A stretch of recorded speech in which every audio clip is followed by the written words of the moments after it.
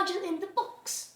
Well, here's why. Because companies try to pitch the idea that you already have a charger, and this would help the environment. So we are removing these items from the iPhone box. But really? Because most of the time, when you pass down your old phone to a friend or a family member, you're more likely to include the charger because it came with that friend. Now, you don't even have a charger, and plus, the cable that comes with it is Type-C. And let me ask you a question. How many of you have a Type-C charging block? Very little. And now, you don't even have a charger, and if you do, it does not even fit. But why?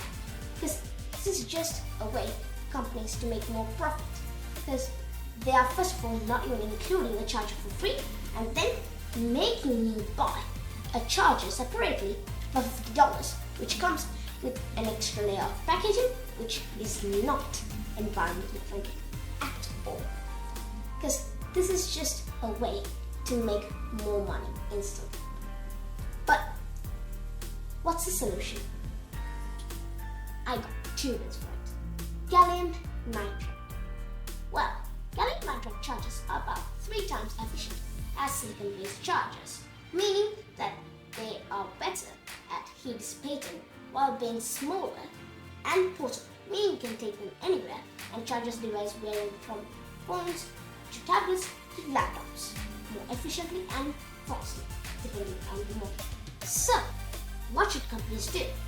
Well, OnePlus is already including GaN-powered or gallium nitride-powered chargers in the box, which is good and better for the environment, rather than trying to make some quick cash. So I hope that other companies like Apple, Samsung, and other companies just try to follow the same thing. So in the next video, until then, peace out.